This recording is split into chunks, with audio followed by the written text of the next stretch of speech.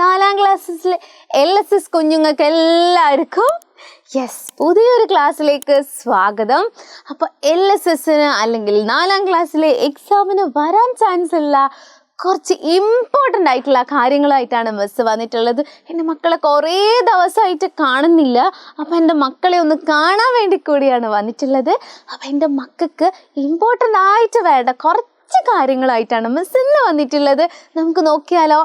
നമ്മുടെ LSS exam നമ്മുടെ തൊട്ടടുത്ത് എത്തിയിട്ടുണ്ട്. ഇനി കുറച്ച് ദിവസങ്ങൾ കൂടിയേ ഇനി എന്തിലുള്ളൂ, LS എക്സാമിനുള്ളൂ. നമ്മുടെ കൗണ്ട് ഡൗൺ ഒക്കെ ആരംഭിച്ചിരിക്കുകയാണ്. ഇനി കുറച്ച് ദിവസങ്ങൾ കൂടിയേ ഉള്ളൂ. അപ്പോൾ ഇനി ആ ഒരു ദിവസം നമുക്ക് എല്ലാ കളികളും മാറ്റിവെച്ച് LS എക്സാമിന് വേണ്ടിയിട്ട് തയ്യാറെടുക്കാം. അപ്പോൾ LS എക്സാം വിന്നേഴ്സായിട്ട് വരണം നമുക്ക്. അപ്പോൾ എല്ലാ മക്കളും 28-ന് ആ ഒരു എക്സാം ക്ലിയർ ചെയ്ത് വന്നിട്ട് അടിപൊളി എക്സാം ആയിരുന്നു മിസ്സേ സാറേ എന്ന് പറഞ്ഞിട്ട് നമുക്ക് കമൻറ്റ് ചെയ്യുന്നതും നമുക്ക് കാണണം. അപ്പോൾ എല്ലാവരും എന്ത് ചെയ്യുക, നന്നായിട്ട് നല്ല എനർജറ്റിക് ആയിട്ട് പഠിച്ചിട്ട് എന്ത് ചെയ്യുക, LSS വിന്നേഴ്സായിട്ട് വരിക. അപ്പോൾ എല്ലാവർക്കും ക്ലിയർ ചെയ്യാൻ പറ്റുന്ന എക്സാമാണ് LSS എക്സാം. ഇന്ന് ആൾക്കേ പറ്റുള്ളൂ എന്ന് എവിടെയും എഴുതി വെച്ചിട്ടില്ല, നമുക്ക് എല്ലാവർക്കും പറ്റും. നല്ല സ്മാർട്ടായിട്ട് വർക്ക് ചെയ്താൽ, നല്ല ഹാർഡ് വർക്ക് അല്ല, നല്ല സ്മാർട്ട് വർക്ക് ചെയ്ത് കഴിഞ്ഞാൽ നമുക്ക് എല്ലാവർക്കും എന്ത് ചെയ്യാൻ പറ്റും, LSS എക്സാം ഈസി ആയിട്ട് ക്ലിയർ ചെയ്യാൻ പറ്റും. അതിന് വേണ്ടിയിട്ടാണ് നമ്മുടെ മിസ്സുമാരും സാറുമാരും ഒക്കെ എജു ബോർഡിൽ ഇങ്ങനെ നിറന്ന് നല്ല അടിപൊളിയായിട്ട് ക്ലാസ് എടുത്തുകൊണ്ട് ഇരിക്കുന്നത്. അപ്പോൾ എൻ്റെ മക്കൾക്ക് വേണ്ടിയിട്ടാണ്. അപ്പോൾ എല്ലാവരും എന്ത് ചെയ്യുക, ആ ഒരു ക്ലാസ് ഫോളോ ചെയ്തിട്ട് എല്ലാവരും അടിപൊളിയായിട്ട് എന്ത് ചെയ്യുക, എക്സാം ക്ലിയർ ചെയ്യുക. അപ്പോൾ എല്ലാവരും നമ്മുടെ ചാനലൊന്ന് സബ്സ്ക്രൈബ് ചെയ്ത് വെച്ചാൽ എൻ്റെ മക്കൾക്ക് എന്ത് ചെയ്യാൻ പറ്റും, ക്ലാസ്സിൻ്റെ നോട്ടിഫിക്കേഷൻ കറക്റ്റായിട്ട് കിട്ടും. അപ്പോൾ എൻ്റെ മക്കൾ അന്നത്തെ ക്ലാസ് ലൈവായാലും വീഡിയോസ് ആയാലും അന്നത്തെ കാര്യങ്ങൾ അന്നന്ന് തന്നെ പഠിച്ചു പോവുക. അപ്പോൾ എന്ത് ചെയ്യാൻ പറ്റും, നമുക്ക് ഈസി ആയിട്ട് LSS എക്സാം എഴുതാൻ പറ്റും. അപ്പോൾ ഇന്ന് കുറച്ച് ഇമ്പോർട്ടൻറ്റ് ക്വസ്റ്റ്യൻസ് ആയിട്ടാണ് ബസ് ഇന്ന് വന്നിട്ടുള്ളത്. അപ്പോൾ ഇത് നമ്മൾ ഒരുമിച്ച് പഠിച്ചിട്ടുള്ള കാര്യമാണ്. The leave has to say. എനിക്കിത് ഇയാൾക്ക് എന്തോ പറയാനുണ്ട് നമ്മളോട് അല്ലേ, നമ്മളോട് എന്തൊക്കെയോ ഇയാൾ പറഞ്ഞിട്ടുണ്ടായിരുന്നില്ലേ, നമ്മുടെ ലീവ് എന്തൊക്കെയാ പറഞ്ഞിട്ടുണ്ടായിരുന്നത്? ദ്വിബീജപത്രം, ഏകബീജപത്രം, മോണോകോട്ടിലിഡൻ അല്ലെങ്കിൽ ഡൈകോട്ടിലിഡൻ, അതൊക്കെ നമ്മൾ പഠിച്ചിട്ടുള്ളതാണ്. ഏതൊക്കെയായിരുന്നു? താഴെ പറയുന്നവയിൽ ഏതൊക്കെയാണ് ദ്വിബീജപത്ര സസ്യത്തിന് ഉദാഹരണം? അടയ്ക്ക, പ്ലാവ്, കശുമാവ്, നെല്ല്, ചോളം, മാവ്. അതായത് write down dicotyledon plants from the following. അതായത് താഴെ പറയുന്നവയിൽ ദ്വിബീജപത്രം ഏതാണെന്ന് നമ്മളോട് കണ്ടെത്തലാണ് പറഞ്ഞിട്ടുള്ളത്. Arecanut, jackfruit tree, cashew, paddy, maize, mango tree, wheat. ഇതിൽ ഏതാണ് ദ്വിബീജപത്ര സസ്യത്തിന് അല്ലെങ്കിൽ ഡൈകോട്ടിലിഡൻ സസ്യങ്ങൾക്ക് എന്ത് ഉദാഹരണമായിട്ടുള്ളത്? അപ്പോ നമ്മുടെ പേന ഇതേ നോക്കിയേ. അപ്പോൾ ഡൈകോട്ടിലിഡൻ പ്ലാന്റ്സിന് ഉദാഹരണം ഏതൊക്കെയാണ് എന്നാണ് ചോദിച്ചിട്ടുള്ളത്. ഏതൊക്കെയാണ്? എൻ്റെ മക്കള് എന്ത് ചെയ്യണം, നമ്മുടെ വീഡിയോ പോസ് ചെയ്തിട്ട് അടിയിൽ കമൻറ്റ് ചെയ്യണം. അപ്പോഴേ നമുക്ക് എന്ത് ചെയ്യാൻ പറ്റുള്ളൂ, ജസ്റ്റ് ഇതൊന്ന് കേട്ട് പോവല്ല, എഴുതി ആദ്യം നമുക്കറിയാൻ പറ്റുമോ എന്ന് നമ്മളൊന്ന് എഴുതി നോക്കണം. എൻ്റെ മക്കൾ എല്ലാവരും പഠിച്ചിട്ടുള്ളതാണ്, നമ്മൾ ഒരുമിച്ച് പഠിച്ചിട്ടുള്ളതാണ് അല്ലേ? ഏതൊക്കെയായിരുന്നു? ദ്വിബീജപത്രം, പ്ലാവ്, അതേപോലെ കശുമാവ്, ഈ ഒരു മാവ്, ഇതൊക്കെ എന്താണ്, നമ്മുടെ ഡൈകോട്ടിലിഡൻ സസ്യങ്ങൾക്ക് ഉദാഹരണമാണ് അല്ലേ? ഇതിന് എളുപ്പ വഴി മിസ് പഠിപ്പിച്ച് തന്നിട്ടുണ്ടായിരുന്നു. എളുപ്പത്തിൽ നമുക്ക് രണ്ടാക്കാൻ പറ്റുന്നതാണ് ഡൈകോട്ടിലിഡൻ സസ്യം. ഈ പാഡി, നെല്ലിനൊക്കെ നമുക്കിങ്ങനെ രണ്ടാക്കാൻ പറ്റുമോ എളുപ്പത്തിൽ? ഇല്ല. അതേപോലെ ഗോതമ്പ്, അടയ്ക്കേനെ എളുപ്പത്തിൽ രണ്ടാക്കാൻ പറ്റുമോ? ഇല്ല. അങ്ങനെയുള്ള സസ്യങ്ങളാണ് മോണോകോട്ടിലിഡൻ അല്ലെങ്കിൽ ഏകബീജപത്ര സസ്യം. നമുക്ക് എളുപ്പത്തിൽ ഇങ്ങനെ രണ്ടാക്കാൻ പറ്റുന്നതിനെയാണ് ഡൈകോട്ടിലിഡൻ അല്ലെങ്കിൽ ഏകബീജപത്ര സസ്യം എന്ന് പറയാം. അപ്പോൾ അങ്ങനെ വേണം പറയാൻ. നമ്മൾ ഈ കശുവണ്ടിയൊക്കെ, ഈ കാഷ്യൂനട്ടൊക്കെ നമുക്ക് എളുപ്പത്തിൽ ഇങ്ങനെ രണ്ടാക്കിയിട്ട് ഇങ്ങനെ കഴിച്ചുകൂടെ? കപ്പലണ്ടി, കശുവണ്ടി, കടല, ഇതൊക്കെ നമുക്ക് എളുപ്പത്തിൽ ഇങ്ങനെ രണ്ടാക്കാൻ പറ്റും. ഈ ഒരു പ്ലാവ്, ജാക്ക് ഫ്രൂട്ട്, ചക്കക്കുരു ഇങ്ങനെ മുളച്ച് വരുമ്പോൾ അതിൻ്റെ മുടയുടെ അറ്റത്ത് രണ്ട് പാർട്ടായിട്ട് ആ ഒരു കുരു രണ്ടായിട്ട് ഇങ്ങനെ കാണുന്നില്ലേ? അല്ലെങ്കിൽ ചക്കക്കുരു ഇങ്ങനെ അമ്മയോ അച്ഛനോ ആരെങ്കിലും ഇങ്ങനെ ചക്കക്കുരു ഇറന്നിട്ട് കറി വെക്കൂലേ? അപ്പോൾ അതിൽ രണ്ട് പാർട്ടായിട്ട് നമുക്ക് എടുക്കാൻ പറ്റുമോ ഒന്ന് തുറന്നു നോക്കിയാൽ എളുപ്പത്തിൽ ഇങ്ങനെ ഈസി ആയിട്ട് രണ്ടാക്കാൻ പറ്റും കൈകൊണ്ട് തന്നെ. അങ്ങനെയുള്ള സസ്യങ്ങൾക്കാണ് ദ്വിബീജപത്ര സസ്യങ്ങൾ എന്ന് പറയുന്നത്. അത് നമ്മൾ പഠിക്കാൻ വേണ്ടിയിട്ട് മിസ്റ്റർ എളുപ്പം പറഞ്ഞതാണ് കേട്ടോ. ആക്കെ സ്ലിപ്പാവുന്നു അല്ലേ? ഓക്കെ നോക്കിയേ, അപ്പൊ വിത്ത് മുളയ്ക്കുമ്പോൾ ആദ്യം പുറത്ത് വരുന്നത് എന്താണെന്നാണ് അടുത്ത ക്വസ്റ്റ്യൻ. നമ്മുടെ വിത്ത് മുളയ്ക്കുമ്പോൾ ആദ്യം എന്താണ് പുറത്ത് വരിക? യെസ്, ബീജമൂലം അല്ലെങ്കിൽ റാഡിക്കിൾ ആണ് വിത്ത് മുളയ്ക്കുമ്പോൾ ആദ്യം എന്ത് ചെയ്യുക? പുറത്ത് വരിക. യെസ്, ഏതാണ്? വിത്ത് മുളയ്ക്കുമ്പോൾ ആദ്യം പുറത്ത് വരുന്നതാണ് ബീജമൂലം അല്ലെങ്കിൽ radical. Yes, the first part that emerges when the seed germinate ചെയ്യുമ്പോൾ ആദ്യമായിട്ട് പുറത്ത് വരുന്നതാണ് റാഡിക്കൽ അല്ലെങ്കിൽ ബീജമൂലം. യെസ്, നോക്കിയേ, ഇവിടെ ടൈപ്സ് ഓഫ് എന്ത് പറഞ്ഞിട്ടുണ്ട്? Root system. നമ്മൾ റൂട്ട് സിസ്റ്റം, പല ടൈപ്പിലുള്ള റൂട്ട് സിസ്റ്റം നമ്മൾ പഠിച്ചിട്ടുണ്ട്. ഏതൊക്കെയായിരുന്നു? യെസ്, നാര് വേര് പടലവും തായ് വേര് പടലവും അല്ലെ, ടാപ്പ് റൂട്ട് സിസ്റ്റവും ഫൈബ്രസ് റൂട്ട് സിസ്റ്റവും, ഇതൊക്കെ നമ്മൾ കൃത്യമായിട്ട് പഠിച്ചിട്ടുള്ളതാണ്. ടാപ്പ് റൂട്ട് സിസ്റ്റത്തിന് ഉദാഹരണങ്ങൾ ഏതൊക്കെയായിരുന്നു? യെസ്, നോക്കിയേ, ഈ ഒരു ബീട്രൂട്ട് ആയാലും ക്യാരറ്റ് ആയാലും ഒക്കെ ഈ ഒരു ടാപ്പ് റൂട്ട് സിസ്റ്റം അല്ലെങ്കിൽ തായ് വേര് പഠനത്തിന് ഉദാഹരണമാണ്. ഫൈബ്രസ് റൂട്ട് സിസ്റ്റം ആണെങ്കിൽ പുല്ല് പോലുള്ള പുല്ല് വർഗത്തിൽപ്പെട്ടിട്ടുള്ള പാഡി, പുല്ല്, ബാംബു ഇതൊക്കെയാണെങ്കിൽ തായ് വേര് പടലത്തിന് അല്ലെങ്കിൽ ഫൈബ്രസ് റൂട്ട് സിസ്റ്റത്തിന് എന്താണ്? തായ് വേരല്ല, സോറി, നാര് വേര് പടലം അല്ലെങ്കിൽ ഫൈബ്രസ് റൂട്ട് സിസ്റ്റത്തിന് ഉദാഹരണമാണ് ഈ പുല്ല്, പാഡി, ഗോതമ്പ് അല്ലെങ്കിൽ വീറ്റ്. ഇതൊക്കെ എന്താണ്? നമ്മുടെ യെസ് ഫൈബ്രസ് റൂട്ട് സിസ്റ്റം അല്ലെങ്കിൽ നാര് വേര് പടലത്തിന് ഉദാഹരണമാണ്. നോക്കിയേ, യെസ്, കാണ്ഡത്തിന്റെ ചുവട്ടിൽ നിന്ന് താഴോട്ട് നാരുകൾ പോലെ വളരുന്നതാണ് എന്ത്? നാരുകൾ പോലെ ഇങ്ങനെ നാരായിട്ട് വളരുന്നതാണ് നാരുവേര് പടലം. അതേപോലെ കാണ്ഡത്തിന്റെ ചുവട്ടിൽ നിന്നും താഴോട്ട് വളരുന്ന വേരുകളിൽ നിന്നും ശാഖകളായിട്ട് വളരുന്ന വേരുകളെയാണ് എന്ത് പറയാ? തായ് വേര് പടലം എന്ന് പറയാ. നോക്കിയേ, യെസ്, തായ് വേര് പടലം. ഈ ഒരു വേര് പടലത്തെയാണ് തായ് വേര് പടലം അല്ലെങ്കിൽ എന്ന് പറയാ? യെസ്, ടാപ്പ് റൂട്ട് സിസ്റ്റം എന്ന് പറയാ. ഓക്കെ, അപ്പൊ കാണ്ഡത്തിന്റെ ചുവട്ടിൽ നിന്നും നാര് പോലെ വളരുന്നതാണ് നാരുവേര് പടലം അല്ലെങ്കിൽ ഫൈബ്രസ് റൂട്ട് സിസ്റ്റം. നോക്കിയേ, ഈ ഒരു രീതിയിൽ നാര് പോലെ വളരുന്നതാണ് എന്ത്? ഫൈബ്രസ് റൂട്ട് സിസ്റ്റം അല്ലെങ്കിൽ നാരുവേര് പടലം. ഈ ഒരു വേരിൽ നിന്ന് ശാഖകളായി വേര് വളരുന്നതിനെയാണ് എന്ത് പറയാ? യെസ്, തായ് വേര് പടലം എന്ന് പറയാ അല്ലെങ്കിൽ ടാപ്പ് റൂട്ട് സിസ്റ്റം എന്ന് പറയാ. ഓക്കെ, അപ്പൊ identify monocotyledon plants from the following. താഴെ കൊടുത്തിരിക്കുന്നവയിൽ ഏകബീജപത്ര സസ്യം ഏതാണ്? ഏകബീജപത്ര സസ്യത്തിന് ഉദാഹരണമാണ് ചോദിച്ചിട്ടുള്ളത്. ഏകബീജപത്ര സസ്യം. ഓക്കെ, ഏകബീജപത്ര സസ്യത്തിന് ഉദാഹരണമാണ് ചോദിച്ചിട്ടുള്ളത്. ഏതൊക്കെയായിരുന്നു ഏകബീജപത്ര സസ്യം? യെസ്, ഈ ഒരു പാഡി, നോക്കിയേ, പാഡി, അതേപോലെ മെയ്സ്, ചോളം, അരക്നട്ട്, അടയ്ക്ക, അതേപോലെ ഗോതമ്പ്, ഇതൊക്കെ എന്താണ്? ഏകബീജപത്ര സസ്യത്തിന് ഉദാഹരണമാണ്. നെല്ലായാലും ഗോതമ്പ്, ചോളം, അതേപോലെ അടയ്ക്ക, ഇതൊക്കെ എന്താണ്? നമ്മുടെ യെസ് മുള.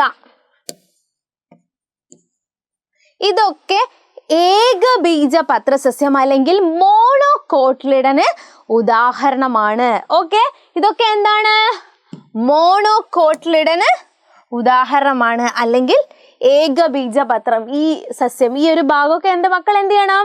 കറക്റ്റ് ആയിട്ട് പഠിച്ചു പോകണം. പിന്നീട് നമ്മൾ പഠിച്ചിട്ടുള്ള ഒരു കാര്യമാണ് എന്ത്? പാരലൽ വീനിയേഷനും റെറ്റിക്കുലേറ്റ് വീനിയേഷനും. റെറ്റിക്കുലേറ്റ് വീനിയേഷൻ അല്ലെങ്കിൽ എന്താണ്?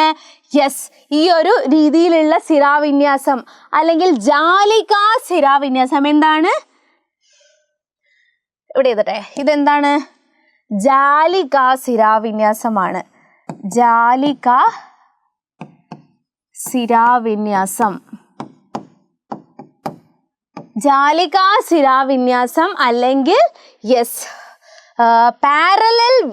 ഈ ഒരു റെറ്റിക്കുലേറ്റ് വീനിയേഷൻ അല്ലെങ്കിൽ ജാലികാ സിരാവിന്യാസം എന്ന് പറഞ്ഞാൽ നമുക്ക് നടുവ് കൂടെ ഈ ഒരു രീതിയിൽ ഒരു റൂട്ട് പോയിട്ട് എന്താ പറയുക, ഇങ്ങനെ ജാലിക പോലെ ഇങ്ങനെ ഒരു പല രീതിയിൽ കാണുന്ന ഈ ഒരു ജാലിക പോലെ കാണുന്ന ഈ ഒരു സിരാവിന്യാസം, ഇലകളിലുള്ള ഈ ഒരു സിരാവിന്യാസമാണ് ജാലികാ സിരാവിന്യാസം എന്ന് പറയുക. പിന്നെ ഉള്ളത് സമാന്തര സിരാവിന്യാസം അല്ലെങ്കിൽ പാരലൽ വീനിയേഷൻ. സമാന്തര സിരാവിന്യാസം അല്ലെങ്കിൽ എന്താണ് ഈ ഒരു പാരലൽ വീനിയേഷൻ അല്ലെങ്കിൽ സമാന്തര സിരാവിന്യാസം. നോക്കിയേ, ഈ ഒരു സമാന്തരമായിട്ടല്ലേ വരകൾ ഇങ്ങനെ ജാലിക പോലെ നിറച്ചുവാണോ? ഇല്ല, ഈ ഒരു സമാന്തരമായിട്ടാണ് ഇതെന്ത് കാണപ്പെടുന്നത്, ഈ ഒരു വിന്യാസം. ഈ എന്തിനെയാണ് എന്ത് പറയാ, സമാന്തര വിന്യാസം അല്ലെങ്കിൽ പാരലൽ വീനിയേഷൻ എന്ന് പറയാ. അപ്പൊ ഇലകളിൽ വലക്കണ്ണികൾ പോലെ കാണപ്പെടുന്ന ഈ ഒരു സിരാവിന്യാസത്തെയാണ് എന്ത് പറയാ, നെറ്റ്വർക്ക് പോലെ കാണപ്പെടുന്ന സിരാവിന്യാസത്തെയാണ് എന്താ പറയുക, ജാലികാ സിരാവിന്യാസം അല്ലെങ്കിൽ റെറ്റിക്കുലേറ്റ് വീനിയേഷൻ എന്ന് പറയാ. അല്ലെങ്കിൽ ഇലകളിൽ സമാന്തരമായി സിരകൾ സമാന്തരമായിട്ട് കാണപ്പെടുന്ന എന്ത് പറയാ, സമാന്തര സിരാവിന്യാസം അല്ലെങ്കിൽ എന്ത് പറയും, യെസ്, പാരലൽ വീനിയേഷൻ എന്ന് പറയും. ഓക്കെ അല്ലേ? നോക്കിയേ, ഇവിടെ ആ ഒരു സീഡ് ജെർമിനേഷൻ നോക്കിയേ, സീഡ്സ് ഓഫ് ലൈഫ്. അപ്പൊ അതിൽ നമ്മൾ ആ ഒരു വിത്ത് മുളയ്ക്കുന്നതിന്റെ കാര്യം പറഞ്ഞു. വിത്ത് മുളയ്ക്കുമ്പോൾ തന്നെ ആദ്യം ബീജമൂലം പുറത്തു വരും. പിന്നീട് എന്ത്, ഈ ബീജമൂലം എന്തായിട്ടാണ് മാറുക, യെസ്, അതിന്റെ റൂട്ടായിട്ടാണ് മാറുക. ബീജമൂലം അല്ലെങ്കിൽ റാഡിക്കിൾ എന്തായിട്ട് മാറും, അതിന്റെ റൂട്ടായിട്ട് അതിന്റെ വേരായിട്ടാണ് മാറുക. നോക്കിയേ, ഈ ഒരു വിത്ത് മുളയ്ക്കുന്നത് കണ്ടോ? യെസ്. അപ്പോൾ നമ്മൾ ആ ഒരു പാഠഭാഗത്ത് പഠിച്ചതാണ് ഹൈഡ്രോപോണിക്സ്. എന്തായിരുന്നു ഹൈഡ്രോപോണിക്സ്? യെസ്, വളം ഈ ഒരു മണ്ണിന്റെ സാന്നിധ്യമില്ലാതെ വെള്ളത്തിൽ നിന്ന്, യെസ്, നോക്കേ, ഈ മണ്ണില്ലാതെയും സസ്യങ്ങൾ വളർത്തുന്ന ആ ഒരു രീതിയെയാണ് നമ്മൾ എന്ത് പറയാ, ഹൈഡ്രോപോണിക്സ് എന്ന് പറയാം. ഈ ഒരു ജലത്തിലൂടെയാണ് നമ്മൾ അതിന് വേണ്ടിയിട്ടുള്ള പോഷകങ്ങളൊക്കെ നൽകുന്നത്. ഇങ്ങനെ ജലത്തിൽ മണ്ണിന്റെ സാന്നിധ്യമില്ലാതെ സസ്യങ്ങൾ വളർത്തുന്നതിനെയാണ് ഹൈഡ്രോപോണിക്സ് എന്ന് പറയാ. ഓക്കെ, പിന്നെ സീഡ് ജെർമിനേഷൻ നമ്മൾ പറഞ്ഞു. സീഡ് പുറത്ത് മുളയ്ക്കും ആദ്യമായിട്ട് എന്താ, വിത്ത് മുളയ്ക്കും ആദ്യമായിട്ട് പുറത്ത് വരിക ബീജമൂലമാണ്. ഈ ഒരു ബീജമൂലം എന്തായിട്ട് മാറും, റൂട്ടായിട്ട് മാറും എന്ന് നമ്മൾ പറഞ്ഞു. പിന്നീട് ഇത് നോക്കിയേ, ഈ ഒരു വിത്ത് മുളച്ച് ഇലയൊക്കെ നന്നായിട്ട്, ഈ ഒരു ചെടിയുടെ അടുക്കള എന്ന് പറയുമ്പോൾ ഇലയാണ്. അപ്പോൾ ഇല കൃത്യമായിട്ട് വരുന്നത് വരെ അതിന് ജീവിക്കേണ്ട സസ്യങ്ങൾക്ക് ഈ ഒരു ഇല ഭക്ഷണം പാകം ചെയ്യുന്നത്, നമ്മുടെ സസ്യങ്ങൾക്കൊക്കെ ഭക്ഷണം പാകം ചെയ്തു കൊടുക്കുന്നത് ഇലയാണ്. അപ്പൊ ഇല കൃത്യമായിട്ട് വളർന്നു വരുന്നത് വരെ എവിടെ നിന്നാണ് ഭക്ഷണം കിട്ടുക, അതെങ്ങനെ ജീവിക്കും? യെസ്, അതിനാണ് ഈ ഒരു ഭാഗം, വിത്തിന്റെ ഈ ഒരു ഭാഗം കണ്ടിട്ടില്ലേ, ഈ ഒരു എൻഡോസ്പേമിൽ നിന്നോ അല്ലെങ്കിൽ ഈ ഒരു കോട്ട്ലിഡിൽ നിന്നോ, നമ്മുടെ ഈ ഒരു കോട്ട്ലിഡിൽ നിന്നോ ഈ ഒരു എൻഡോസ്പേമിൽ നിന്നോ ആണ് എന്ത് കിട്ടുക, അവർക്ക് ഫുഡ് കിട്ടുക. ആ ഒരു വിത്തിന്റെ ആ ഒരു വിത്തിന്റെ ആ ഒരു ഭാഗം ഇങ്ങനെ കാണുന്നില്ലേ, ചെടി മുളച്ചു വരുമ്പോൾ ഇങ്ങനെ ചെടിയുടെ അവിടെ ആ ഒരു യെസ്, അതിൽ നിന്നാണ് എന്തെടുക്കുക, അവര് ആഹാരം എടുക്കുക. അപ്പൊ ഇല മുളച്ചു വരുന്നത് വരെ ഈ ഒരു എൻഡോസ്പേമിൽ നിന്നോ കോട്ടിലിൽ നിന്നോ ആണ് അവരെന്ത് ചെയ്യുക, യെസ്, ആഹാരം, അവർക്ക് വേണ്ട ആഹാരം യെസ് എടുക്കുക. അതിലാണ് എന്ത് ചെയ്യുക, സംഭരിച്ചു വെക്കുക. പിന്നീട് നമ്മൾ എന്ത് പറഞ്ഞു, കാറ്റിലൂടെ വിത്ത് വിതരണത്തിന്റെ കാര്യം പറഞ്ഞു. യെസ്, വിത്ത് വിതരണം നടക്കണ്ടേ, വിത്ത് വിതരണം നടന്നില്ലെങ്കിൽ ഒരു പ്രദേശത്ത് ഒരേ ഒരു സസ്യം, എൻ്റെ ഇപ്പോൾ കോഴിക്കോട് ജില്ലയിൽ തെങ്ങ് മാത്രം, മലപ്പുറം ജില്ലയിൽ കാഷ്യൂനട്ട് മാത്രം, അല്ലെങ്കിൽ അങ്ങനെ ആയിപ്പോവില്ലേ, വിത്ത് വിതരണം നടത്തില്ലെങ്കിൽ. എല്ലാ ചെടികളും എല്ലാ പ്രദേശങ്ങളിലും വേണ്ടേ, ഒരു പ്രദേശത്ത് ഉപ്പൂതി മാത്രം, ഒരു പ്രദേശത്തിൽ പ്ലാവ് മാത്രം, ഒരു പ്രദേശത്ത് മാവ് മാത്രം, അങ്ങനെ മതിയോ? ഇല്ല, കറക്റ്റായിട്ട് വിത്ത് വിതരണം, സീഡ് എന്ത് ചെയ്യുക, ഡിസ്പേഴ്സൽ നടക്കണം. അപ്പോൾ കാറ്റിലൂടെ വിത്ത് വിതരണം നടക്കുന്ന സസ്യങ്ങളുടെ ഏതൊക്കെയായിരുന്നു? യെസ്, അപ്പൂപ്പൻ താടി ആയാലും മഹാഗണി, പൈന്, മേപ്പിള്, ഇതൊക്കെ എന്താണ്, കാറ്റിലൂടെ വിത്ത് വിതരണം നടത്തുന്ന സസ്യങ്ങൾക്ക് ഉദാഹരണമാണ്. ഇതൊക്കെ എൻ്റെ മക്കൾ കൃത്യമായിട്ട് നോക്കി വെച്ച് പോകണം. പിന്നെ ഉള്ളത് ജലം വഴി, തേങ്ങ, കണ്ടൽ, താമര, ഇതൊക്കെ എന്താണ്, തേങ്ങ, കണ്ടൽ, താമര, ഇതൊക്കെ കാറ്റിലൂടെ വിത്ത് വിതരണം നടത്തുന്ന സസ്യങ്ങളാണ്. കോക്കനട്ട്, മാംഗോ, മാൻഗ്രൂവ്, ലോട്ടസ്, ഇതൊക്കെ എന്താണ്, കാറ്റ് ത്രൂ വാട്ടർ വഴി യെസ് സീഡ് ഡിസ്പേഴ്സൽ നടത്തുന്നതാണ്. പിന്നെ ബൈ ബേസ്റ്റിംഗ്, പൊട്ടിത്തെറിച്ചാണെങ്കിൽ വെണ്ട, റബ്ബർ, കാശിത്തുമ്പ, ഇതൊക്കെ എങ്ങനെയാണ്, ടപ്പ് പൊട്ടിത്തെറിച്ച് വിത്ത് വിതരണം നടത്തുന്നതാണ്. ഏതൊക്കെയാണ്? Yes, lady finger, rubber, balsam, ഇതൊക്കെ എന്താണ്, നമ്മുടെ പൊട്ടിത്തെറിച്ചിട്ടാണ്, ബൈ ബേസ്റ്റിംഗ് ആണ് എന്ത് നടത്തുന്നത്, വിത്ത് വിതരണം നടത്തുന്നത്. പിന്നെ പല രീതിയിലുള്ള വേരുകളെ കുറിച്ച് എന്ത് ചെയ്തിട്ടുണ്ട്, നമ്മൾ പഠിച്ചിട്ടുണ്ട്. Yes, prop root, stilt root, അതേപോലെ ക്ലിങ്ങിങ് റൂട്ട്, യെസ്, നമ്മുടെ ഈ ഒരു പല രീതിയിൽ 4 തരത്തിലുള്ള എന്താ പഠിച്ചിട്ടുണ്ട്, റൂട്ട് വേരുകളെ കുറിച്ച് പഠിച്ചിട്ടുണ്ട്. നമ്മുടെ ഈ ഒരു പറ്റിപ്പിടിച്ച് വളരുന്ന വേര്, അതേപോലെ നമ്മുടെ ഈ ഒരു കുരുമുളക് വള്ളിയായാലും അങ്ങനെയൊക്കെയുള്ള ഈ ഒരു വള്ളികൾക്കൊക്കെ എന്താണ് ഈ ഒരു പറ്റിപ്പിടിച്ച് പല സസ്യങ്ങളിലും പറ്റിപ്പിടിച്ച് വളരുന്ന വേരുകളാണ്. പിന്നീട് നമ്മുടെ മാൻഗ്രൂവ്സിനൊക്കെ നമ്മുടെ താഴോട്ട് വളരുന്ന വേരില്ലേ, അങ്ങനെ ഈ ആറ്റുകൈത പോലെയുള്ള സസ്യങ്ങൾക്ക് സ്റ്റിൽറ്റ് റൂട്ട്, ഇങ്ങനെ പലതരത്തിലുള്ള വേരുകളെ കുറിച്ച് എന്ത് ചെയ്തിട്ടുണ്ടായിരുന്നു, നമ്മൾ പഠിച്ചിട്ടുണ്ടായിരുന്നു. അത് കൃത്യമായിട്ട് എൻ്റെ മക്കളൊന്ന് റിവൈസ് ചെയ്ത് പോകണം. പിന്നെ നമ്മൾ റീഡിങ് ആൻഡ് ഡ്രോയിങ് മാപ്സിനെ കുറിച്ച് നമ്മൾ പഠിച്ചിട്ടുണ്ടായിരുന്നു അല്ലെ. നോ യുവർ ലാൻഡ്, നാടറിയാം. ഈ ഒരു പാഠത്തിലൂടെ നമ്മൾ കടന്നു പോയിട്ടുണ്ടായിരുന്നു. അതായത് മലനാട്, ഇടനാട്, തീരപ്രദേശം. അതെൻ്റെ മക്കളൊന്ന് കൃത്യമായിട്ട് നോക്കണം. മലനാട് എബവ് 75 മീറ്റർ, അതായത് 75 മുകളിൽ ഉള്ള ആ ഒരു പ്രദേശത്തെയാണ് എന്ത് പറയാ, മലനാട് അല്ലെങ്കിൽ ഹൈലാൻഡ് എന്ന് പറയാം. അതായത് ഇടനാട് എന്ന് പറഞ്ഞാൽ 7.5 മീറ്ററിനും 7.5 മീറ്ററിനും ഇടയിലുള്ള ആ ഒരു ഭാഗത്തെയാണ്, അതായത് 7.5 മീറ്റർ മുതൽ 75 മീറ്റർ വരെയുള്ള ആ ഒരു ഭാഗത്തെയാണ് ഇടനാട് അല്ലെങ്കിൽ മിഡ് ലാൻഡ് എന്ന് പറയാം. പിന്നെ ഉള്ളത് കോസ്റ്റൽ ഏരിയ ആണ് അല്ലെങ്കിൽ തീരപ്രദേശം. 7.5 മീറ്റർ വരെയുള്ള ആ ഒരു പ്രദേശത്തെയാണ് എന്ത് പറയാ, കോസ്റ്റ് ലാൻഡ് അല്ലെങ്കിൽ തീരപ്രദേശം എന്ന് പറയാ. മലനാട്ടിലെ പ്രധാന കൃഷികൾ എന്തൊക്കെയാണ്? യെസ്, തേയില, റബ്ബർ, ഇതൊക്കെയാണ് എന്താ, കാപ്പി, ഇതൊക്കെയാണ് എന്ത് പറയുന്നത് അവിടുത്തെ പ്രധാന കൃഷി രീതി എന്ന് പറഞ്ഞാൽ. അവിടുത്തെ തൊഴിൽ എന്ന് പറഞ്ഞാൽ കൊളുന്തുന്നുള്ളലും മൺപാത്ര നിർമ്മാണം, ഇതൊക്കെയാണ് എന്ത് ചെയ്ത അവിടുത്തെ പ്രധാന തൊഴിൽ എന്ന് പറഞ്ഞു കഴിഞ്ഞാൽ. ഇടനാട്ടിലെ മൺപാത്ര നിർമ്മാണമാണ് അവിടുത്തെ പ്രധാന തൊഴിൽ. അതേപോലെ റബ്ബർ കൃഷി, നെൽകൃഷിയാണ് അവിടുത്തെ പ്രധാന കൃഷി എന്ന് പറഞ്ഞു കഴിഞ്ഞാൽ. തീരപ്രദേശത്താണെങ്കിൽ നെൽകൃഷി, മത്സ്യബന്ധനം, ഇതൊക്കെയാണ് അവിടുത്തെ കൃഷി. നെൽകൃഷി ആയാലും മത്സ്യബന്ധനം ആയാലും അവർക്ക് എന്താണ്, വരുമാന മാർഗമാണ്. അതേപോലെ മത്സ്യബന്ധനം, തൊണ്ടുതല്ലൽ, കയറുപിരിക്കൽ, ഇതൊക്കെയാണ് എന്ത് ചെയ്യുന്നത് അവരുടെ പ്രധാന തൊഴിൽ എന്ന് പറഞ്ഞാൽ. അതായത് കോസ്റ്റൽ ഏരിയ, തീരപ്രദേശത്തെ ആളുകളുടെ പ്രധാന തൊഴിൽ എന്ന് പറഞ്ഞു കഴിഞ്ഞാൽ. പിന്നെ കുറേ പദ്ധതികളെ കുറിച്ച് നമ്മൾ പഠിച്ചിട്ടുണ്ടായിരുന്നു. യെസ്, ഇനി ഞാൻ ഒഴുകട്ടെ. ആ ഹരിത കേരളം മിഷന്റെ ഭാഗമായിട്ടുള്ളതാണ് ഹരിത കേരളം മിഷൻ. അതേപോലെ മാലിന്യ വിമുക്ത കേരളം തദ്ദേശ സ്വയംഭരണ വകുപ്പാണ് കൊണ്ടുവന്നത്. തെളിനീരൊഴുകും നവകേരളം, അതും തദ്ദേശ സ്വയംഭരണ വകുപ്പിൻ്റെയാണ്. പിന്നെ ജൽ ജീവൻ മിഷൻ കേന്ദ്ര സർക്കാരിൻ്റെതാണ്. ഈ ഒരു മിഷൻ എന്ത് ചെയ്യണം എൻ്റെ മക്കൾ, ഈ ഒരു പദ്ധതികൾ എന്ത് ചെയ്യണം, കൃത്യമായിട്ട് ഒന്ന് റിവൈസ് ചെയ്ത് പോകണം. യെസ്, സ്വാതന്ത്ര്യത്തിലേക്ക് ദ റോഡ് ടു ഇൻഡിപെൻഡൻസ്, പ്രവാസിയ ഭാരതീയ ദിനമായിട്ട് ആചരിക്കുന്നത് എന്നായിരുന്നു? Which day is celebrated as പ്രവാസിയ ഭാരതീയ ദിനം എന്നായിരുന്നു? യെസ്, ജനുവരി 9 നമ്മൾ എന്ത് ചെയ്യുന്നത്, പ്രവാസിയ ഭാരതീയ ദിവസമായിട്ട് ആചരിക്കുന്നത്. അതായത് നമ്മുടെ ഗാന്ധിജി ദക്ഷിണാഫ്രിക്കയിൽ നിന്നും ഇന്ത്യയിലേക്ക് വന്ന ആ ഒരു ദിവസമാണ് നമ്മൾ പ്രവാസിയ ഭാരതീയ ദിവസമായിട്ട് ആചരിക്കുന്നത്. നേതാജി എന്നറിയപ്പെടുന്ന സ്വാതന്ത്ര്യ സമര സേനാനി ആരായിരുന്നു നേതാജി? യെസ്, നേതാജി സുഭാഷ് ചന്ദ്രബോസ് എന്ന് നമ്മൾ പഠിച്ചിട്ടുണ്ടായിരുന്നതാണ്. ആരാണ്? നേതാജി സുഭാഷ് ചന്ദ്രബോസ്. ഓക്കെ, അപ്പൊ നോക്കിയേ, ഈ ഒരു ഫോട്ടോസ് ഒക്കെ നോക്കി തന്നിട്ട് എൻ്റെ മക്കൾക്ക് ഐഡന്റിഫൈ ചെയ്യാൻ വരും. അപ്പൊ ഇതാരാണ്? യെസ്, സുഭാഷ് ചന്ദ്രബോസ്. ആരാണ്? സുഭാഷ് ചന്ദ്രബോസ്. യെസ്, അപ്പൊ എൻ്റെ മക്കൾ എന്ത് ചെയ്യണം, വീഡിയോ പോസ് ചെയ്തിട്ട് ഇതാരാണെന്ന് ഐഡന്റിഫൈ ചെയ്യണം. ഇതാരാണ്? യെസ്, സർദാർ വല്ലഭായ് പട്ടേൽ അല്ലെ, സർദാർ വല്ലഭായ് പട്ടേൽ. അതേപോലെ ഇതാരാണ്? യെസ്, സരോജിനി നായിഡു. ആരാണ്? സരോജിനി നായിഡു. യെസ്, അപ്പൊ ഇതാരാണ്?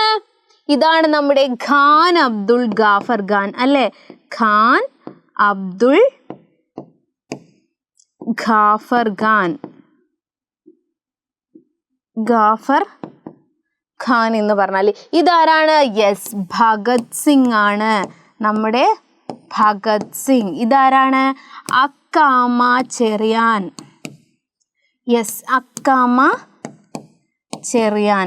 ഈ ഒരു ഫോട്ടോസ് ഒക്കെ എൻ്റെ മക്കൾക്ക് എന്ത് ചെയ്യാൻ പറ്റണം? ഐഡന്റിഫൈ ചെയ്യാൻ പറ്റണം. ഈ ഒരു ഫോട്ടോസ് നോക്കിയിട്ട് നമ്മുടെ ഉരുക്കു മനുഷ്യൻ അയൺമാൻ ആയാലും, നമ്മുടെ വാനമ്പാടി, നമ്മുടെ ഭഗത് സിംഗ്, നേതാജി, ഈ ഒരു ഫോട്ടോസ് ഒക്കെ എൻ്റെ മക്കൾക്ക് എന്ത് ചെയ്യണം? ഫെമിലർ ആയിട്ടിരിക്കണം. അപ്പോൾ നമ്മുടെ ഇന്ത്യയുടെ ഉരുക്കു മനുഷ്യൻ എന്നറിയപ്പെടുന്ന സ്വാതന്ത്ര്യ സമര സേനാനി ആരായിരുന്നു? അയൺ മാൻ ഓഫ് ഇന്ത്യ ആരായിരുന്നു? യെസ്, നമ്മുടെ സർദാർ വല്ലഭായ് പട്ടേലാണ്. യെസ്, ആര്? യെസ്, നമ്മുടെ ഉരുക്കു മനുഷ്യൻ എന്ന് പറഞ്ഞു കഴിഞ്ഞാൽ. അതേപോലെ ഇന്ത്യയുടെ അല്ലെങ്കിൽ ഏഷ്യയുടെ വാനമ്പാടി എന്നറിയപ്പെടുന്ന ആരായിരുന്നു? Who is as the Nightingale of yes India or the Nightingale of Asia ആരായിരുന്നു? യെസ്, നമ്മുടെ സരോജിനി നായിഡു ആയിരുന്നു. അതിർത്തി ഗാന്ധി എന്നറിയപ്പെടുന്നത്, ദ ബോർഡർ ഗാന്ധി ആരായിരുന്നു? യെസ്, ഖാൻ അബ്ദുൾ ഗാഫർ ഖാൻ ആയിരുന്നു ദ ബോർഡർ ഗാന്ധി എന്നറിയപ്പെടുന്ന ആള്. ആരായിരുന്നു? Khan Abdul Ghaffar Khan. Yes, Khan Abdul Ghaffar Khan. Indian national കോൺഗ്രസിന്റെ ആദ്യ ഇന്ത്യൻ വനിതാ പ്രസിഡന്റും സ്വാതന്ത്ര്യ സമര ഇന്ത്യയിലെ ആദ്യ വനിതാ ഗവർണറുമായിരുന്ന സ്വാതന്ത്ര്യ സമര സേനാനി ആരായിരുന്നു? യെസ്, ആരാണ്? സരോജിനി നായിഡു. ആരായിരുന്നു?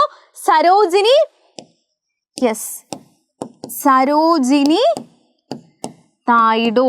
യെസ്, ഈ കാര്യങ്ങളൊക്കെ എന്ത് ചെയ്യണം? എൻ്റെ മക്കള് കൃത്യമായിട്ടൊന്ന് നോക്കി വെക്കണം. അപ്പൊ നമ്മൾ കുറേ വർഷങ്ങളെ കുറിച്ച് നമ്മൾ പഠിച്ചിട്ടുണ്ടായിരുന്നു. 1915 ഗാന്ധിജി ദക്ഷിണാഫ്രിക്കയിൽ നിന്നും കേരളത്തിലേക്ക് വന്നത്. അതേപോലെ 1917 എന്തുള്ളത്? ചമ്പാരൻ സത്യാഗ്രഹ. 1917 എന്ത്? ചമ്പാരൻ. യെസ്, ചമ്പാരൻ സത്യാഗ്രഹ. അതേപോലെ 1919 ജാലിയൻ വാലാബാഗ്. എന്താണ്? Jallian Wala Bagh. Yes, 1919. 1920 non corporation movement, അതായത് നിസ്സഹകരണ പ്രസ്ഥാനം. എന്താണ്? നിസ്സഹകരണ പ്രസ്ഥാനം.